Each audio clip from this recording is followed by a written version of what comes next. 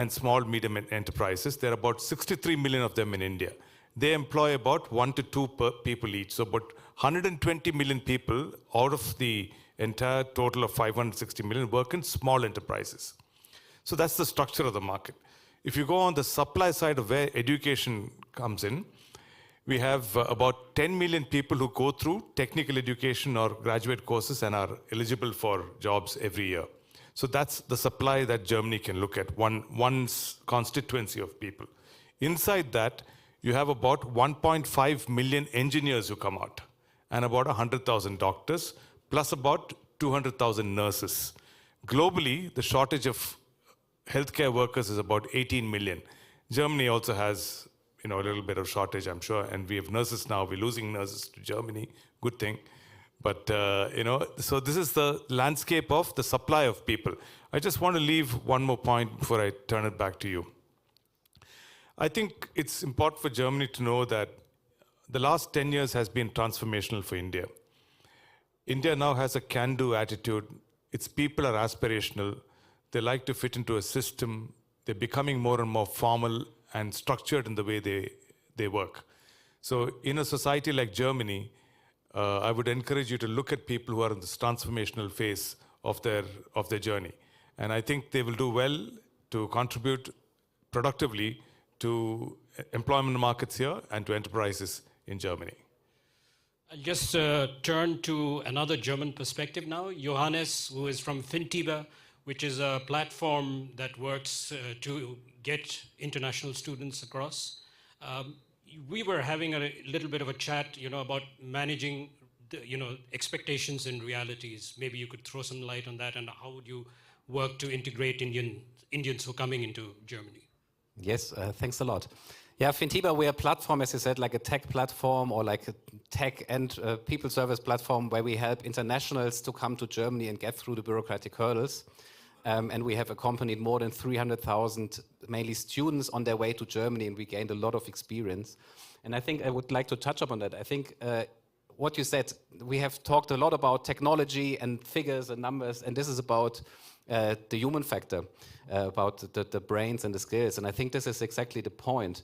Also, when we have the triple win strategy of our government, about that 2 governments will benefit, but also really the people that come to Germany. I think it's about how do you want to make someone successful, and successful you become in terms of personal journey and growth if you make it, and make it is mainly about integration.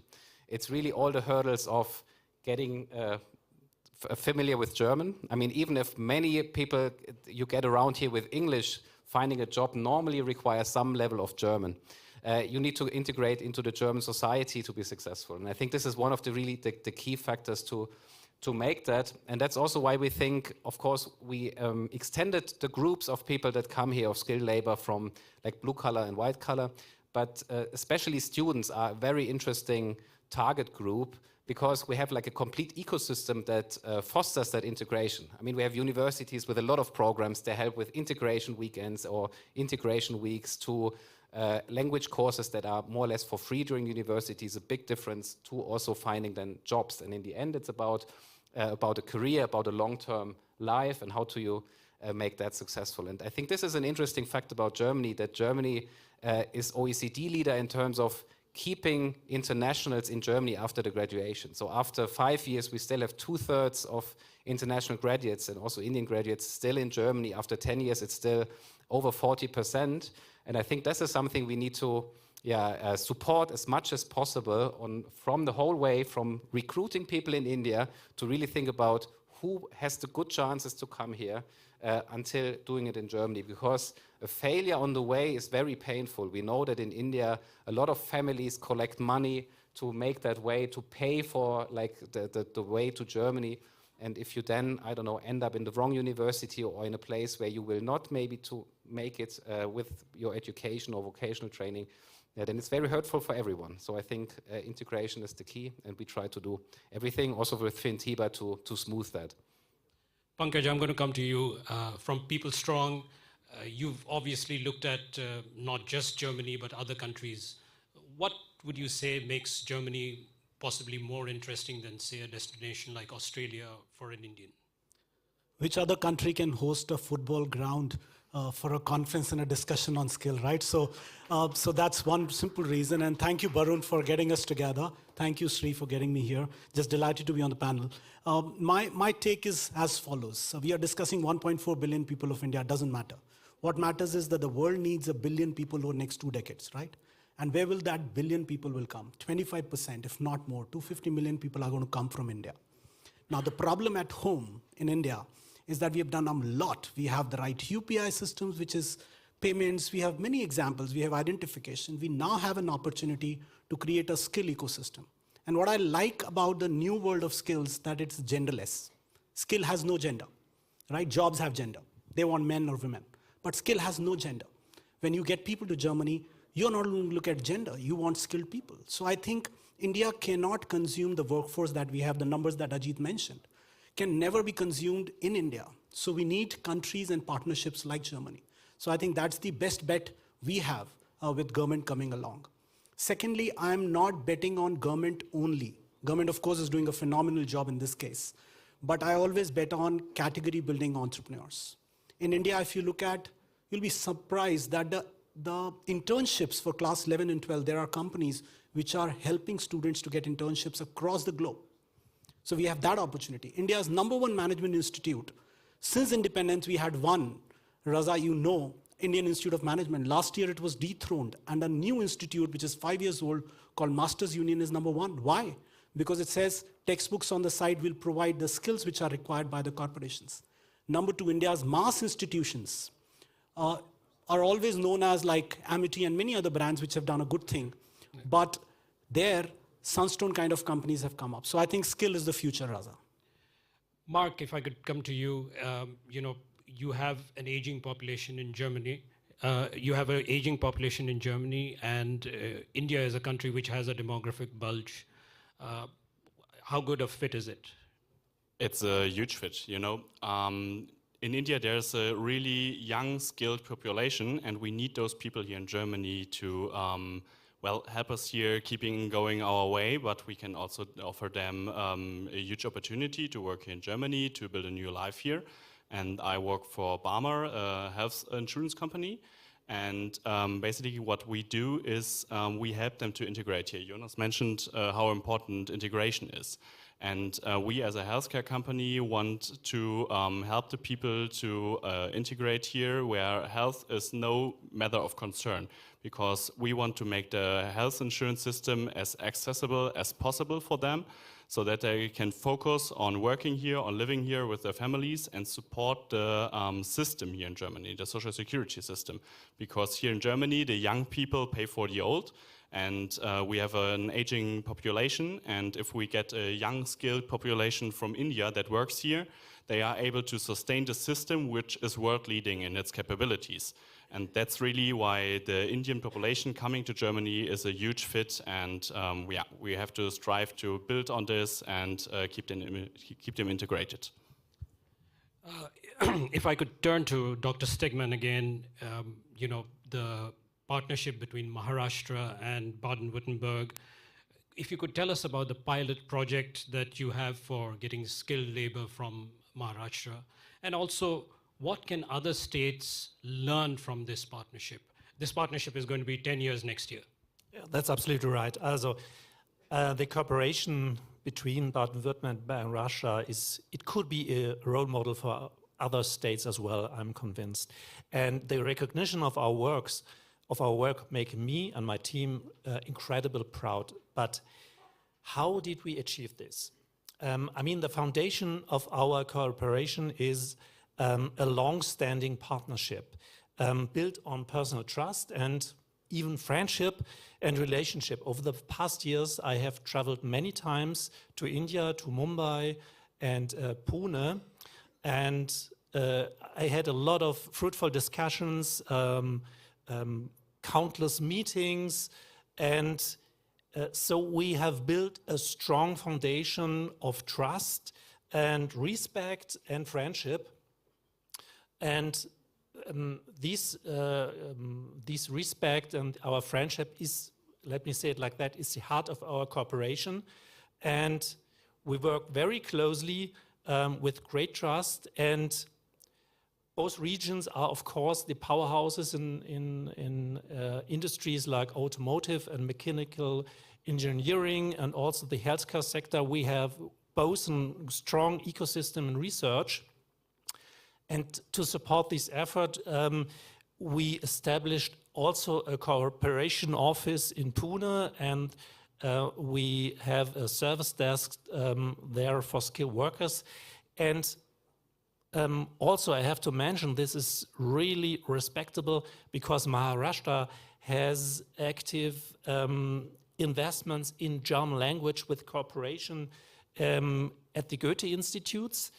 And at the bottom line, or in a nutshell, successful partnership require regional personal meetings, exchange, a strong trust, and then it works. If I could turn to both Mr. Isaac and Pankaj, if you look back about 20 years, if an Indian was going to migrate, it was always to what we call West Asia, the Middle East. But now it's clearly different. Even if you look at remittances, it's changing. What do you think people like you who are in this field can do to better equip someone who's coming to Europe or to Germany? Either of you, maybe. So I think, and to answer you as well as Dr. Stigma, if you look at the data in 2013, since you talked of past, we had 32% Indian workforce as skilled. Data in 2024, as per India Skills Report, is almost 52%. So we have this change. Number two, the 10% jobs of India are aspirational jobs, which attract 70% of the applications. So we have this mismatch. We have a skilled workforce which is growing. We have tag data which says that aspirational jobs are not increasing. Of course, they will increase, but not to that magnitude. So now there is no option but to help those skilled workers find jobs. Therefore, Germany comes into play. What role we can play? Again, I will say we have to enable entrepreneurial ecosystems. Like we have two friends here, he's helping people to come here. We have to find that ecosystem in India, which in a structured way will go. And most pleasant thing that I want to quote, Pune you mentioned. In that India Skill Index, Pune is the #1 city. So you are at the right place. Well, I think for starters, Germany's got to play some cricket, India has got to play some football. We have to learn a sport. Indians have got to drink a bit more beer. And maybe Germany's got to learn some non-vegetarian food. So that will get the people closer. But on a more serious note, India's got about 1,700 GCCs that are set up. GCCs are global capability centers, usually backends of large corporations which do stuff like accounts payables, accounts receivables, order to cash, customer lifecycle management, product development and testing, stuff that is very essential to companies, everyday stuff of companies. So these are companies with enterprises with turnover sizes in excess of $1 billion or so. So even in the state of Baden-Württemberg, you'll find a lot of these companies which have sizes, let's say, of about $1 billion or so, who can set up micro Bosch. Bosch, for example, has already got one in India. So if you set up a GCC in India, that GCC can tie up with a few universities, and that university can have an apprenticeship program with a particular state. So use the companies that are setting up GCCs in India to tie up with universities and draw people from good universities there and get good talent from there. When you have a good brand like Bosch, Mercedes-Benz, Audi, Porsche, etc., setting up a GCC there, you'll draw great talent to those brands. So what you will, by an automatic filter, is that you'll end up getting good talent out of India also. So it's not just the numbers that come in. And this second point is that, India and Germany, when you're looking for a job, you want to land up in a country where there is little or no intimidation of any type. For example, if you go to Afghanistan, it's difficult today, or somewhere else. Germany and India have always had there's a good vibe about it. That we must build on. That energy that's created out of the relationship should transform itself into more things. I think a little push, events like this, definitely give that narrative a greater sense of momentum. And it'll serve both of us if you're able to draw out more people than what you're doing right now out of India into jobs. I think the migration per annum is about 11,000 right now. It can perhaps reach 100,000 people because we have 18 million people living outside India as migrants. I think Johannes wanted to make a quick point about something. Yeah, maybe just to add, because I think it sounds so easy. We have all clear that India has all these skills and Germany needs all these people to fill the jobs. But I think what we may be missing is that Germany is not the only country who's in need of all these jobs. I think India will be the only country in the future who has really a skills surplus. And in Germany, we have to be aware that we actually compete for these skills and brains. And we have to really think about how do we create an ecosystem or like a country and a society that is open to make people feel at home and feel open to come here. And I hope that the more the Indian diaspora grows and the more ecosystems we all provide, that the easier and better this actually gets to really, next to that we have great engineering jobs, and I hope we will also have them in the future, but we need to think about how to also develop our own society into a more open society in bringing all these people into our daily lives. And if we manage to do this, then Germany will also benefit a lot, I think, here from our more open mindset, hopefully. I have a question for both the German panelists. I mean, it's clear what you said. It's becoming a more open society. I mean, the hotel we are staying in, the people at the front desk are from Afghanistan. The housekeeping in charge is a person from Nepal. So, I mean, clearly there are people coming in, not just from India. But, we've just had an election in America where we have a new president-elect who is talking about cutting off immigration. Europe is having a debate on immigration. How big a problem do you think that is, when it comes to the local society? The problem, what exactly? The problem that sort of what's happening in the States? Or in Europe also. In Europe also.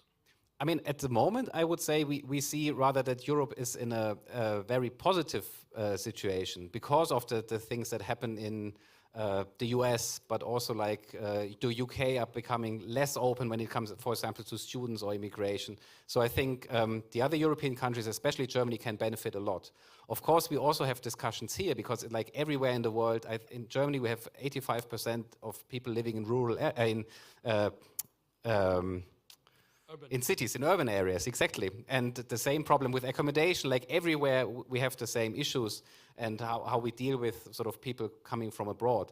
But I think the better we really stress the success stories and what kind of stories the people bring with them, I think the more we make it a really open, or like a stand for our society to benefit from it. And I think then there is a lot of openness, especially when it comes to skilled labor. I mean, this is a very different story that I think we have about, I don't know, asylum seeker or not legal immigration.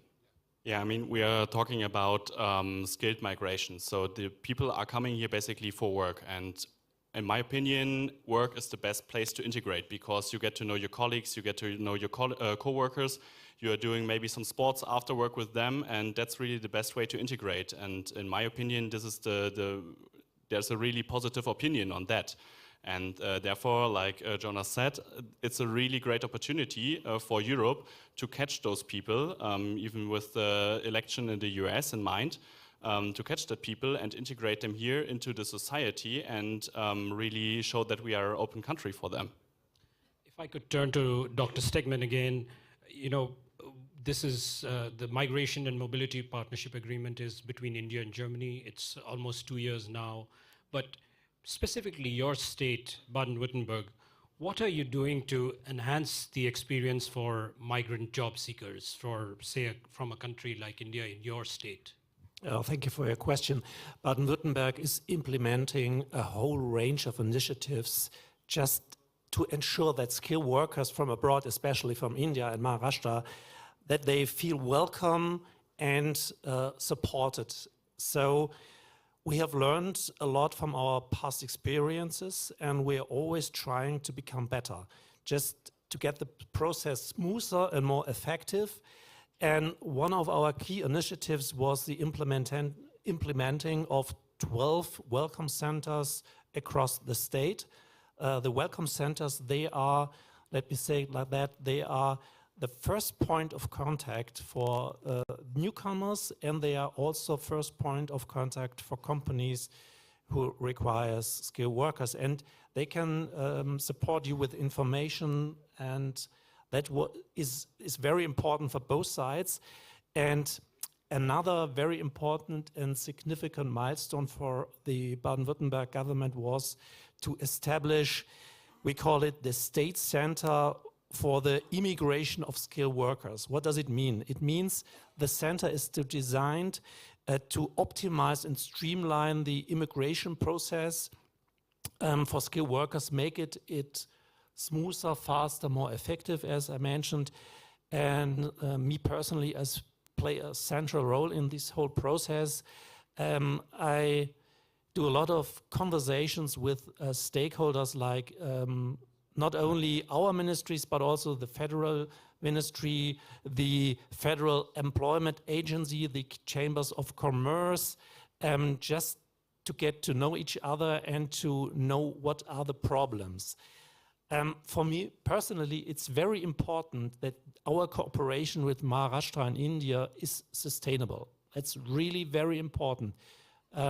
It must be sustainable. So after all, we just heard it, it's all about people.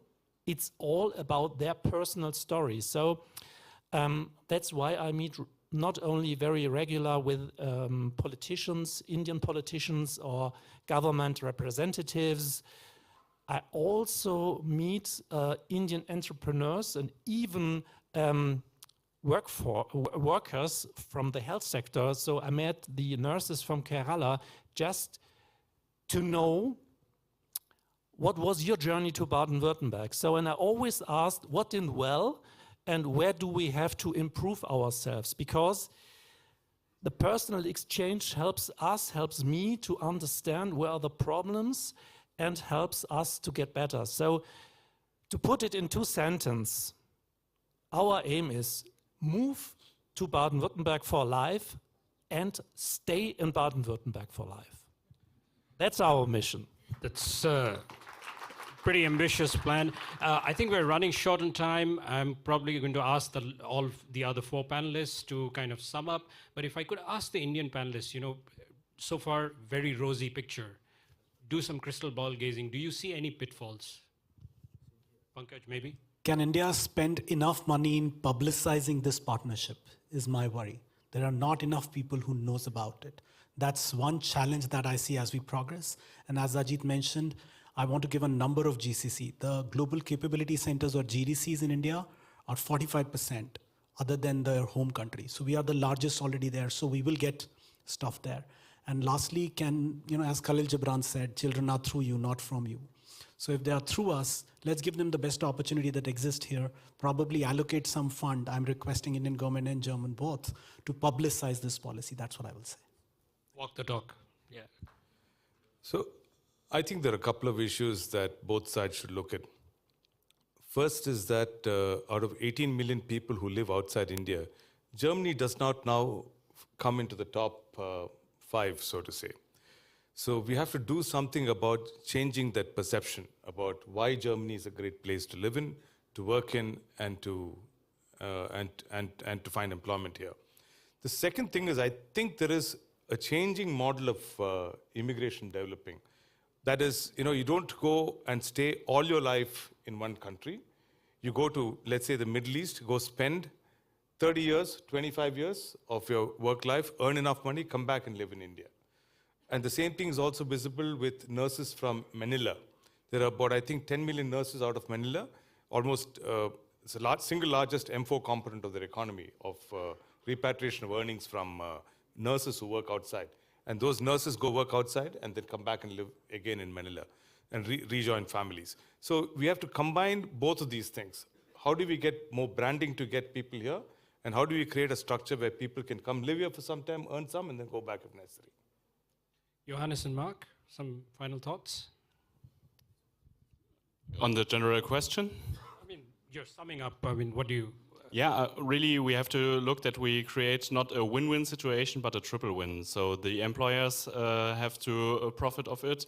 The social security system should profit out of it in Germany, but also the employee who comes to Germany has to profit out of it. So we have to strive towards improving their lives as well as profiting from each other. So I see it as Johannes, a win for everything. maybe some last thoughts? Some last thoughts. Yeah, I think it will be a joint effort, and I think it's exactly what we represent here. It should be effort between companies, the government, between India and Germany. And I mean, we believe in the value of international exchange in Fintiba, definitely. And I would say let's exchange to grow. And I think grow can be then in Germany, also back in India. It will benefit all of us. And use TV9 network to publicize. On that note, a very good note to end on. Thank you. Wonderful panel. Great thoughts. Thank you very much. Thank you. Thanks. Thanks.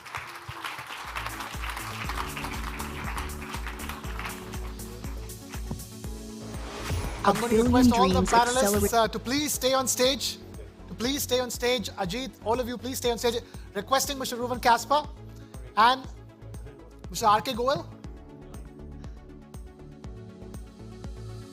Mr. Kasper and Mr. R.K. Mr. Goel, Goel, please please request requesting you both to take on the stage.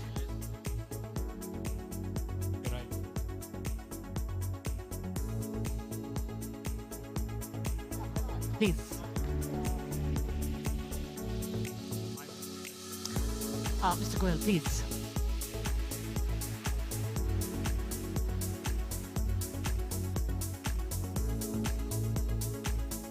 Do we also have the Indian? Yeah, Indian shawl. Again.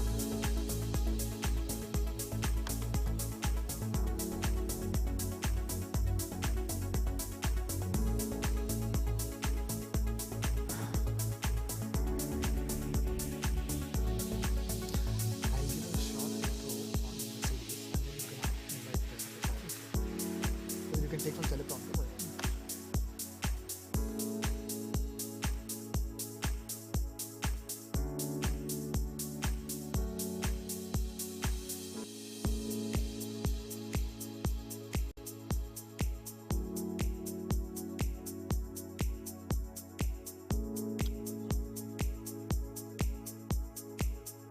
Reza, can we please invite you on stage as well for a group photo? Reza, please.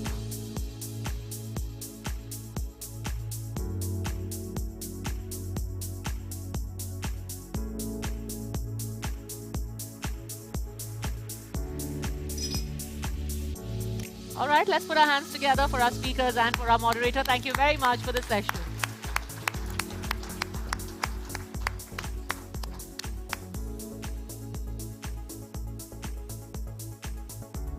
All right, then let's move on. We have a very, very packed schedule for the day, don't we, Padmaja? So we can't afford to waste any time. So requesting all of you to please settle down for the next session.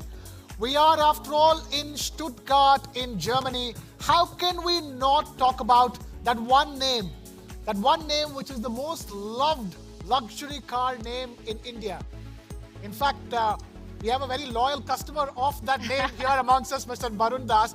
Of course, we're talking about Mercedes. Stuttgart is the home of Mercedes-Benz. And of course, Hemant Sharma ji is well a loyal customer of Mercedes with us as